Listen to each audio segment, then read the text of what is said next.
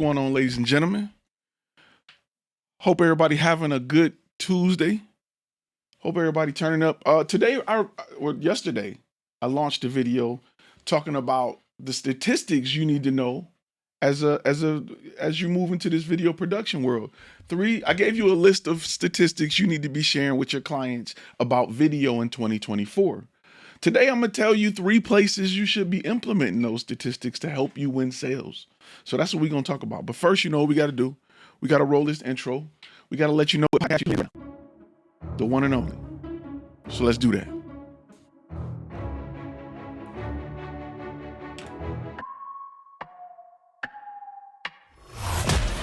You're listening to Content and Cash, a Flashfilm Academy podcast. If you want to learn how to take pretty pictures, this is not the place. But if you're ready to make a living by learning the business behind the camera, buckle up, because it's time to turn passion into profit with your host, Ty Turner.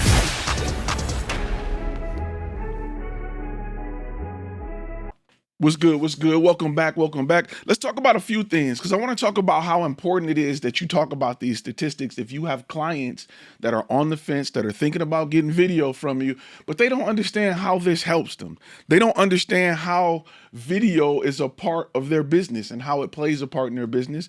And you should be sharing stats with these guys because business owners and people want to see numbers. Numbers is what sell, right? They're just like Jay-Z say, numbers tell, people lie. If you want numbers, don't lie. That's what they say. So let me also say this. We're brought to you by our Capture and Convert Kit, which is free. It's free. It's available at flashfilmacademy.com. If you are on Instagram and you comment CNC, I will send it to you right now. If you are on Instagram, just comment CNC and I'll send it to you. There you go. So let's talk about it because there's 3 places. And if you haven't seen the video, make sure you go over to wherever you're watching. I posted the video. It's the last long form video I posted that talked about 3 stats that you need to be sharing with your client. One of the stats is having video on your landing page increase conversion by 80%. These are things and these are stats that you need to have in the back of your mind to bring up to clients every single time you talk to them. Every single time you're pitching to a client, you need to put these stats into order so they have an idea of what they're buying. It's not just them buying creative content from you that look cute, but for them to understand the return on investment, you need to have these stats in your back pocket and you need to be ready to go with these stats. Now, if you are a Flashfilm Academy member, if you are a member, let me pop this up here real quick because I posted, I want to say close to 200 different stats about video, social media, different platforms that you have access to use in places. On the YouTube side, I just shared 3 of those.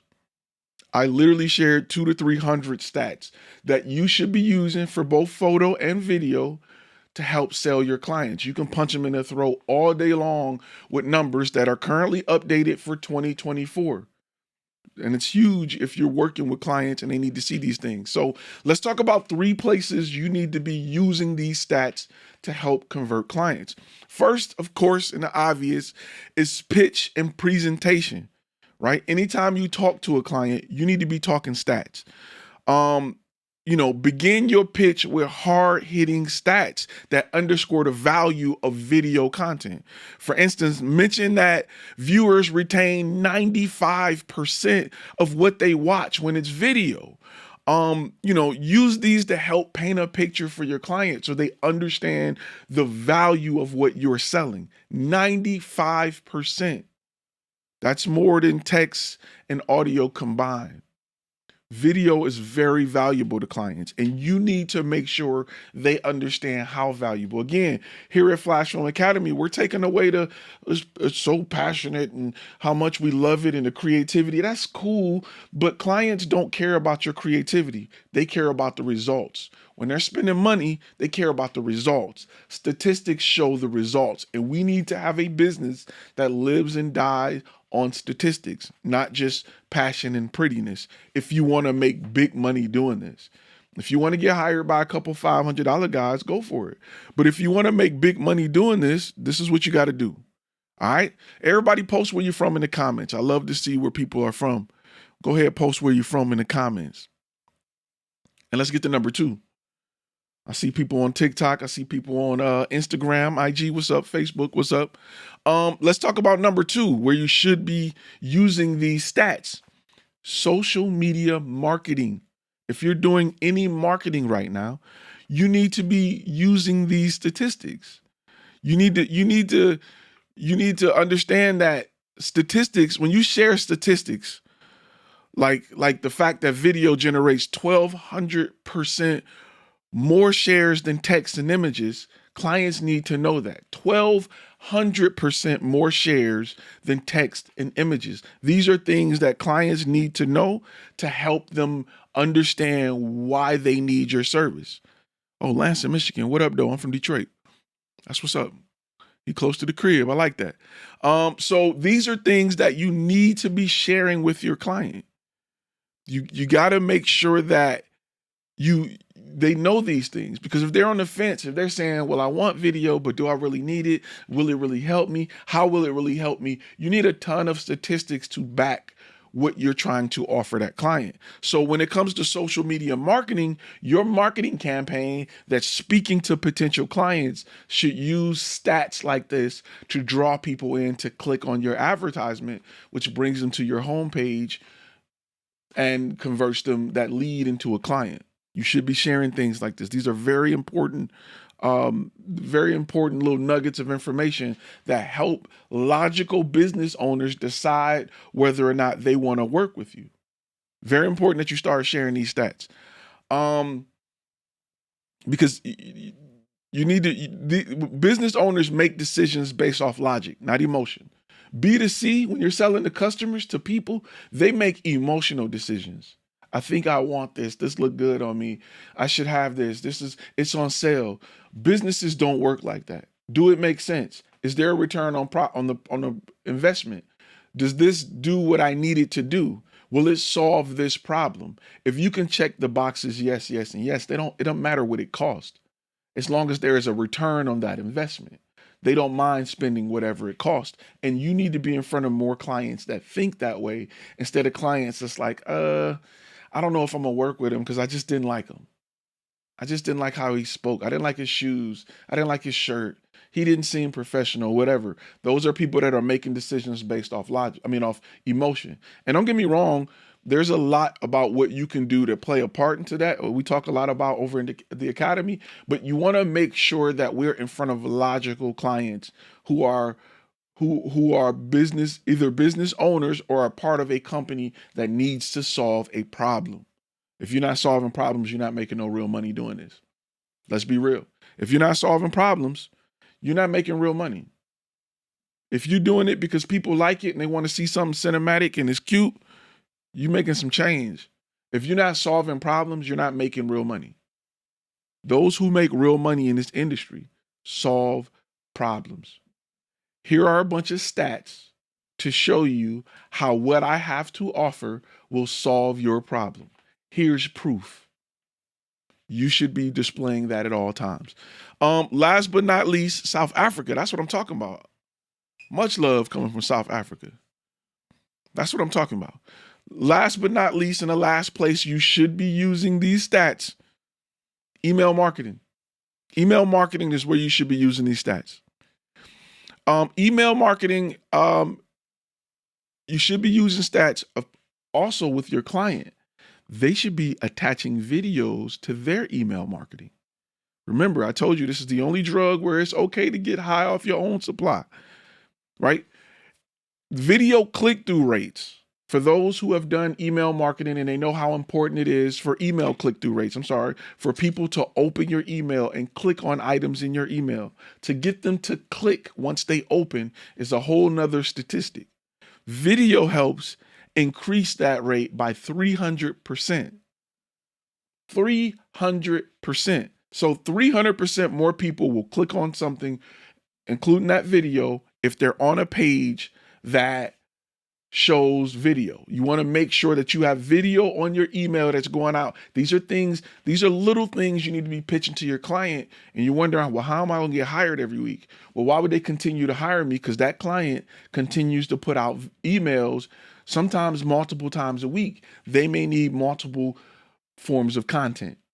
And you can sit down with that client and plan out a strategy over time, and bam, now you have a subscription client. So these are things you need to think about. Roger. Stats make you sound like you know what you're talking about, because we know what we're talking about. Shout out to you, Todd. Good looking out. Out in Galveston. That's my spot. I go out there often. I'm in Galvin often. I'm out there, on the beach somewhere. Much love to Galveston. So you're right. Stats make you sound like you know what you're talking about. A lot of people don't know what they're talking about. And look, when you pick a niche and you're new, stats can kind of help you get your groove. Stats can help you speak a little more intelligently about what you're talking about. And that helps when you're dealing with business owners who know their stuff. The worst thing you can do to a business owner is be incompetent, be in front of them and not be competent in your ability to solve their problem. It doesn't matter what you have to sell. If you're not competent and confident about it, they're not going to buy it from you. A lot of you guys are bad salesmen, not because you don't know your stuff, but because you're not confident about what you sell. You're not confident. And I'm going to tell you this. I talked about this in a few videos previous. A lot of y'all aren't confident because what you're selling, it's never worked for you. You've never sold content. You've never created content that's worked for you. You've never bought into something and got a return on that investment. So it's difficult for you to sell something that has a return on investment. Subconsciously, you're not confident about it. You don't believe this will do what you think it will do. You don't believe whatever marketing you bought will bring you the clients you think. And if you did, you would be buying marketing instead of trying to boost Facebook ads or whatever cheap way you're trying to do it. You would invest in marketing if you believed in it. So you don't believe in what you're selling, and it shows. Your lack of confidence shows. Clients who've been doing this for a long time, you can smell it a mile away. Clients who've been doing this understand that you don't know what you're talking about just by having a conversation with you and looking you in your eye and seeing that you don't understand what you're talking about. So to help bridge that gap until you understand it, until you know it, you need to be using stats. Stats are real big. Melissa, have you ever had to fire a client because they were terrible to work with? Absolutely. That leads me to something, because I don't want to drop here, but we have a contract pack, right? We got a contract pack over at Flashfilm Academy. My contracts are designed to protect me in that situation. My contracts are designed to make sure that I can leave with a retainer for wasting my time and that I am protected. And that's kind of the difference between our contracts and the free ones you get online. The free ones you get online just talk about payment terms. And our contracts are based on real world experiences, right? We tested people in each industry and found out what they had an issue with and included that in the contract. So one of my clauses allow me to walk away from a project because clients aren't updating revisions on time, because they're hard to work with, because I'm in an environment that's unsafe, or they're not replying back fast enough.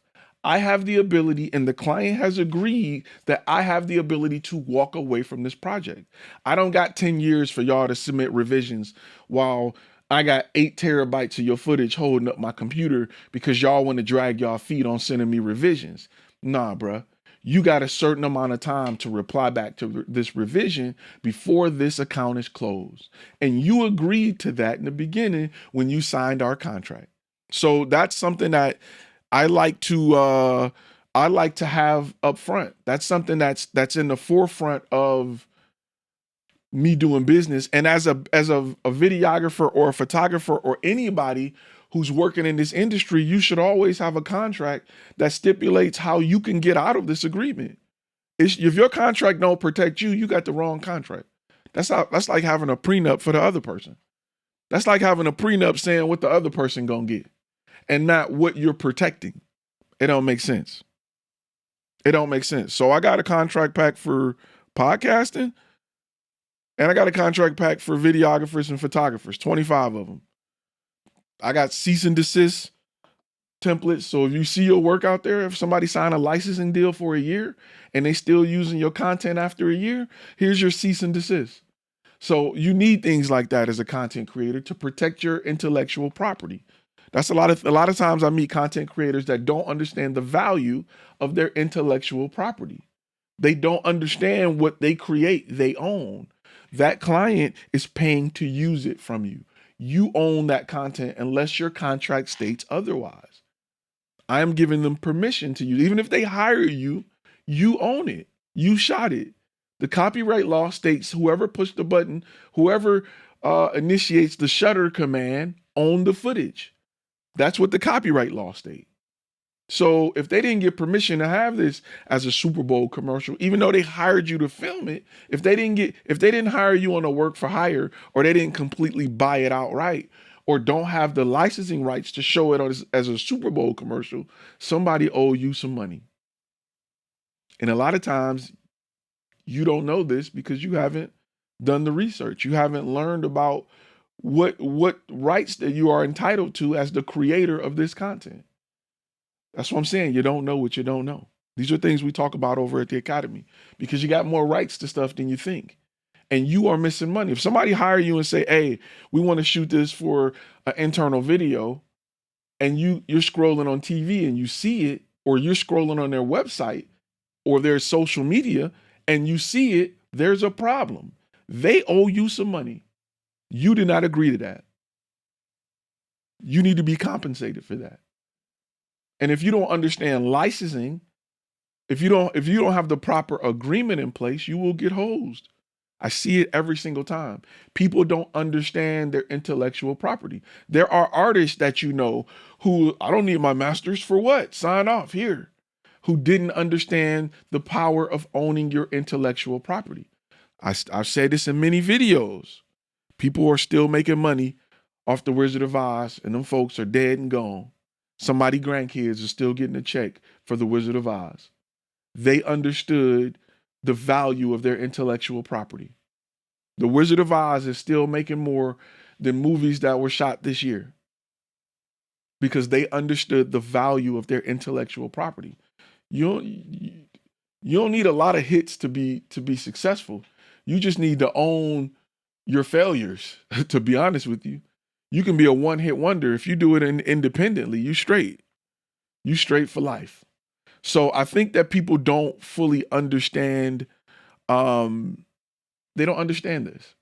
That's why we're here to help you flex this muscle. All right? We're here to help you flex it because I think a lot of people don't understand. But let me get back on topic. So there are, again, the three places, I'm going to say it again, the three places you need to be punching people in the throat when it comes to statistics is your pitch and presentation, proposal, social media marketing. You should be telling your clients about how video helps on social media marketing, and it should be a part of your social media marketing. Last but not least, email campaigns. You should still be emailing in 2024. You should be building your email list in 2024. Keep in mind that leveraging video statistics is not just about throwing numbers around. It's about crafting compelling narratives, right, that highlight the tangible benefits of video. How are you planning to use these strategies? This is the question. How are you planning to use these strategies? Video is not a tangible item. How do we make it tangible? We make it tangible by attaching stats to video. We make that high price that when we're reassuringly expensive, we make that price point tangible by attaching statistics to it. We know what video do. We know what it do for businesses. We know what it will do for your business. So what's stopping you from pulling the trigger on it? You need to have these in your back pocket. So many people don't. You think that being passionate about something and loving it and having the latest and greatest gear makes it something that gives the clients a reason to buy from you, and it don't. Everybody got 4K in their pockets. Everybody walking around with 4K in their pocket right now. You're not doing nothing no different than what they got. But understanding how video helps their business or helps their company is more valuable than telling them what bit rate you're gonna shoot at and shoot, or telling them you're shooting in RAW. They don't care. What they do care about is the fact that 95% of viewers retain the information they receive via video. Just like you guys, 95% of you are going to retain this information moving forward. I can write an article on it and you won't get it. 95% of you won't retain it. So again, you got it. On the gold member side, you got a whole lot more. On the gold member side, you have, I want to say, close to 12 to 1,300 different statistical facts about video, photography, and social media that our gold members have. Let me see. Let me see some of them. Make sure we ain't got no more questions before we slide out. Make sure we Gucci. And email is tricky, right? Email is tough. I used to be against email, right? I used to think nobody opens it. Everybody's going to unsubscribe. And then I noticed I get 20 emails from GoDaddy a day. When I'm ready to purchase from GoDaddy, I'm searching my emails for promo codes. I'm searching my GoDaddy emails to see what they sent me. Maybe it's a deal or something. I get 20 emails a day from GoDaddy. Like GoDaddy and Best Buy just blow my GoDaddy, Best Buy, Adorama, B&H. Them companies blow my email up. And you know what?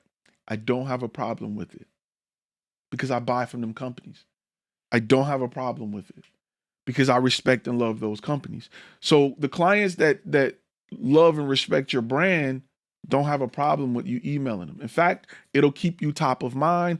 And when they're ready to purchase, they know where to go to get the latest and greatest. So make sure that you are keeping that in mind if you're a photographer or a videographer that's not growing your email list, you're doing something wrong. I got a whole video talking about free giveaways and ways to grow your email list. Don't just ask people to sign up for a newsletter.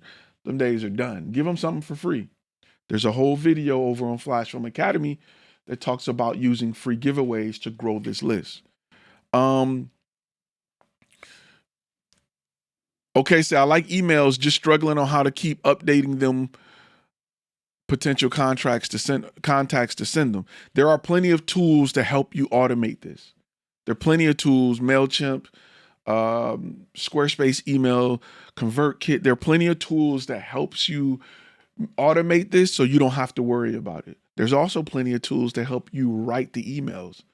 If you go over to Flashfilm Academy and you look under Ty's list, there is someone off Fiverr that will create a campaign for you, right? We can automate this campaign. They will create a campaign for you to send out 5, 10, 20 email campaign that's designed to warm up your leads once they get on the list. And they go through that, and then when they're ready to buy, they contact you because every single email has a call to action. You wonder why people are contacting you out of the blue. It's not that they're contacting you out of the blue. It's that they've been added to your email list. They've been getting warmed up while you've been doing other stuff. And now that they're ready to buy, they call you and say, hey, I got your email about such and such. Let's do it. So you should be using that. You should be growing that. You said make sure they've received those emails. Definitely. Well, that's why you don't just go buy email lists and spam people. You can cold email. There's a way to cold email. There's a list. Let's say your niche is dentist. There's a way to get a list of every dentist in your area and cold email them. I don't think it's ethical, but it's definitely doable. And I've done it before back in the day, not knowing, just not knowing that this was before there were laws in place for that. Let's say that. But there are ways to do it. And I gotten clients from it. I'm not going to tell you not to, I'm going to tell you it's unethical. I would, reach out with a cold email and say, hey, how you doing? Whatever, and give them the opportunity to unsubscribe. But I got a lot of clients doing it. I'm not going to lie to you. Whatever your niche is, I target the businesses in my area with that niche. And you can go old school and send them postcards. You can go new school and send them email. There are places where you can get that data. Let me put that out there. There are places where you can get the data. Once you pick the niche and you know who your target audience is, there are places that's easily accessible where you can get the data for your ideal client. A lot of you just don't know who your ideal client is. You just want to work with everybody. And I'm going to be real with you. It's laziness. Laziness is why you haven't picked a niche. Laziness is why you haven't pointed your brand towards an ideal client and went after one type of ideal client. And laziness is why you're not successful. Because had you done that, we can get a list of everybody in your area that meet that qualification, and we can only market to those people. We can only market to the people that fit my ideal client. You know how much success you'll have if you only target people who fit your ideal client? Way more success than you think. If you only target clients that are clients that normally spend 10, 20, 30,000 with you, do you know how successful your company would be if you devote every ad dollar you had towards only those clients? That car you want, you can get it. That house you want, you probably can get it. That gear you want, you probably can get it. But you don't know what you don't know. Those are the things we talk about over at the Academy. So, you gotta think about that. You gotta think about who are you going after? And if you're not thinking about that, if you're a photographer or a videographer watching this saying, I want to work with anybody, you are your worst enemy. Congratulations. You are why you're not successful, because you think that simple solution is going to solve major problems, and it don't. But you don't know what you don't know. That's why I'm here to help you. That's why I'm here to help you. So you got to upgrade this. You got enough gear. You got enough lenses. We got enough lenses. We got to upgrade this, because that's where the money at. It's not in gear. And you don't know what you don't know. That's why I'm here to help you. So let me touch back on a few things before I slide out. Real important. You gotta have your contract. You gotta have your contract together. There you go. You gotta have your contracts together to make sure that you're not burnt on jobs where you have clients that suck. If you don't have a contract in place, if you don't set the expectations, and you have it, listen. There are times where you're gonna have to tell a client, I'm not about to argue with you, bro. I'm not about to fight with you. This is what we agreed to. If you're not going to abide by that agreement, then I have the power to terminate this. And I can still charge you for it because you wasted my time. You need to have the contracts in place to do that. And if you don't, you're playing yourself. And let me tell you a place where you think you're good and you're not. Even working with family. If you're working with family, you definitely need a contract. You need triple contracts. You working with people you definitely need a contract. You need to triple your contracts. Like you people you think you cool with, handshake. Oh, I know such and such. I'm about to go. Because they think they can get more from you than you're willing to give them. Appreciate you, bro. They think they can get more from you than because they cool. Oh, he gonna do that. He cool. He gonna look out for me. He cool. You really need a contract to stipulate what the expectations are. Don't expect more than this, that, and this is what I'm giving you for that price. This is what I'm not having. This is what you can't do. This is what we're not going to do while I'm there on set. You're going to respect the women that are on my staff. You're going to respect the interns that may be, younger, that's working on my staff, trying to learn the job. You're going to respect them. You're not going to put them in danger. I don't care if you're wedding photographers. I got a wedding contract. I'm in Texas. Sometimes they like to shoot guns at weddings. It happens. If you're a drone pilot, don't you think you need to know that they're going to be shooting guns in the air at the wedding reception? Don't you think you need to know that? Don't you think you need to know that, if they're going to do something crazy like fireworks, that you need to know about that? Maybe you have a member on your team that is a veteran and they suffer from PTSD. Don't you think you need to know if we're going to be loud explosives popping off? I'm a veteran. I need to know. I may try to take cover and return fire just out of muscle memory. They need to know those things. These are things that need to be discussed and established before that wedding. Are there going to be fireworks? What kind of food are you serving? One, we're going to have a plate. We're going to eat because I'm not going to be here for 8 hours and we're not eating. Two, I'm going to tell you what time we're going to eat because I'm not going to eat after everybody else has been fed. And now I got to wolf through my food because the bride and groom are back up walking around. I need a plate after they get their plate so I can eat while they're eating. And I'm not taking pictures of people that are eating. That's the only time I got to rest. And I'm not taking pictures of people putting food. So we need to not only on this contract state that we're eating, this is what time we're eating. And I need you to know that these are the allergies that my staff have so that you can notify me that these ingredients aren't being served, or you can notify me what they're being served in. Because I don't want to have to use an EpiPen in the middle of covering your wedding. Because I got a person that got a peanut allergy and they're on the floor shaking because you didn't make it clear as to what was in the food. So I need to know these things. That's why you got to have a good contract. You just downloading stuff off the internet that's saying, pay me on this day and I'll get paid on that day. That ain't a good enough that contract is trash. That's why it's free. And it won't hold up in court. That's why you need good contracts. These are things that people don't know what they don't know. If you're shooting real estate photography for new buildings that haven't been available yet, who's going to supply the power? They probably don't have power on a lot of them companies, a lot of them buildings, a lot of them houses. Utilities aren't on. Who's supplying that?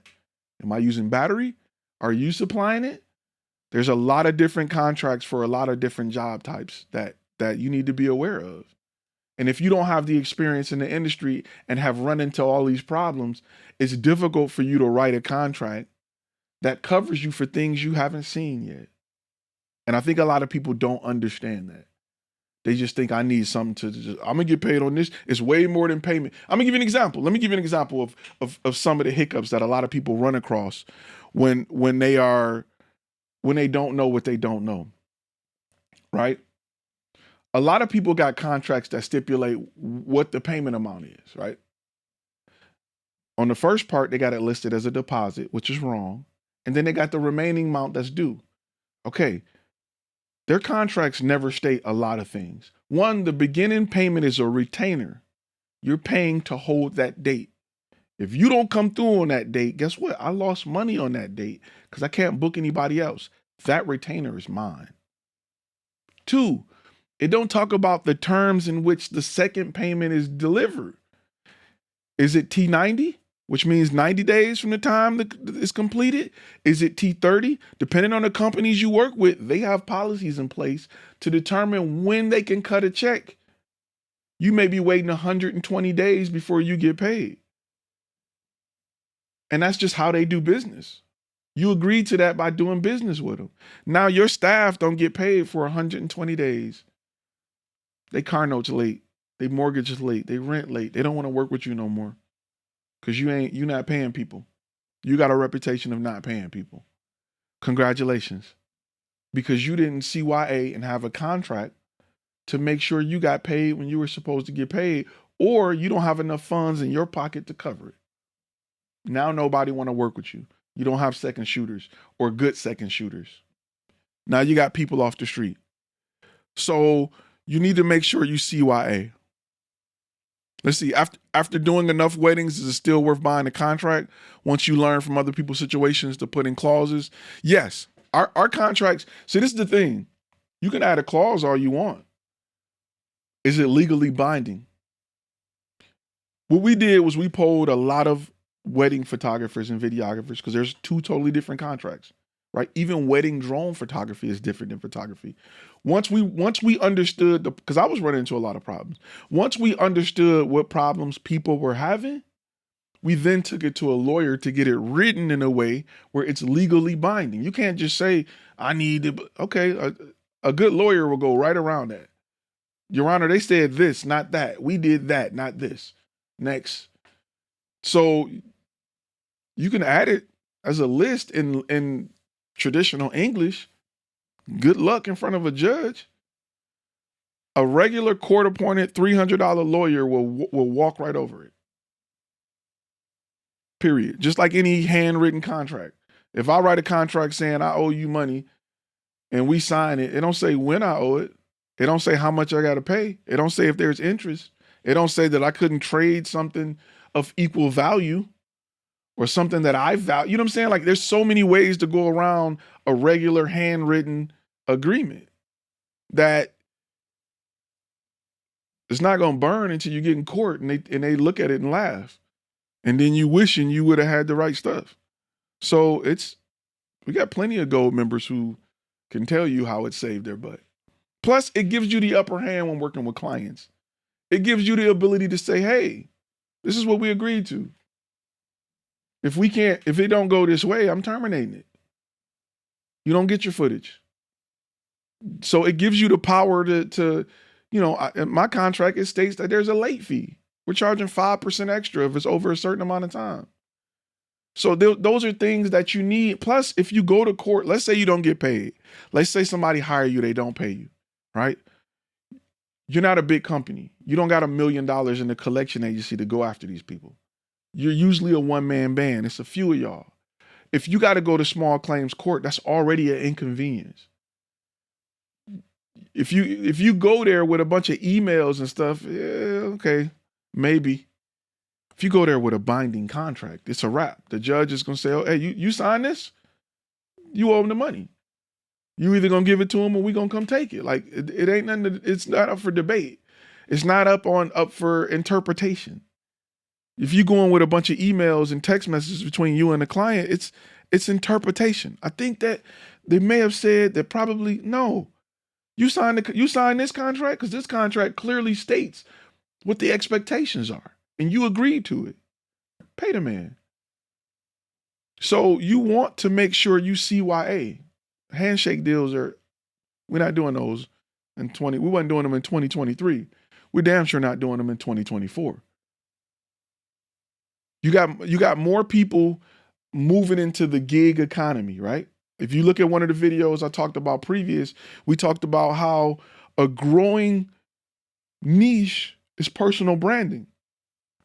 We're moving away from where somebody works at a job for 30 years and moving to where somebody is hired per project.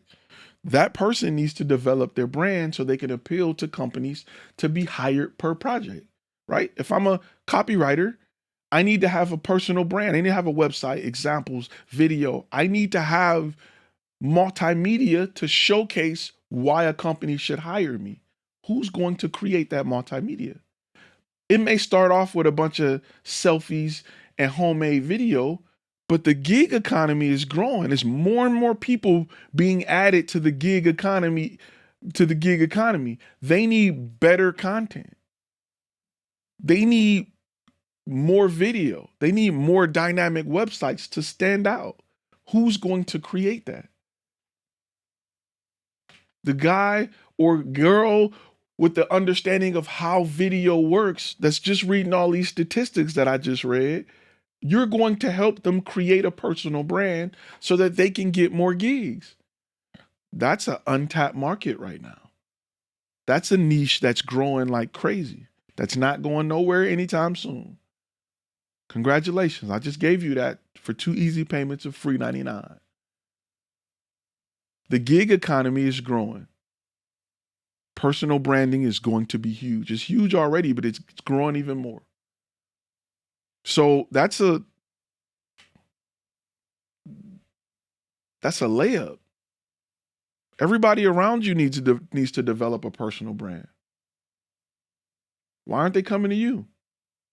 Because you have not marketed the fact that you can do that in a way that gets the results that they want. But that's a whole nother video. We'll talk about that in a whole nother video.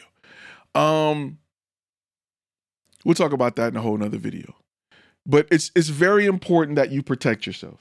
It's very important that you understand the business side of content creation. Because if you don't, let me give you an example. We all know tons of artists, some of our favorite artists that created music that are household names, that are broke and poor because they didn't understand the business side. There's some old guy somewhere with hundreds of millions of dollars from songs they didn't write. They were just smart enough to know that you were dumb enough to take $100,000 up front for something that made them $100 million. This is a story we see over and over and over and over again. Throughout the history of the music industry, we've seen this happen. It's all about intellectual property. We've seen tons of artists who don't own their own music or even own their own name. They weren't smart enough to understand the business side. And when they were smart enough to start to look into the business side, they were already in a 10-album 360 deal, trying to get out. What I'm telling you is it's great that you're creating all this content. It's great that you have the ability to create. Let me pop this on the screen again because I got a question. It's great that you have the ability to create, but you need to understand the business behind the intellectual property that you're constantly creating. You're just trying to get paid on it once. You should be getting paid on it forever. As long as they use it, they should be paying you. But if you don't know it, you're selling videos and pictures for $200 that's making this company $200,000 a year, and you are off figuring out how you're going to pay your rent next month. Because you don't understand the value of the content you create. So as long as you are missing that and you got this starving artist mentality, you will always be struggling and you will always be, there is no incentive for them to educate you on what you're missing. There is no more cutthroat, there isn't a more cutthroat sport than business. Business feeds on the naive.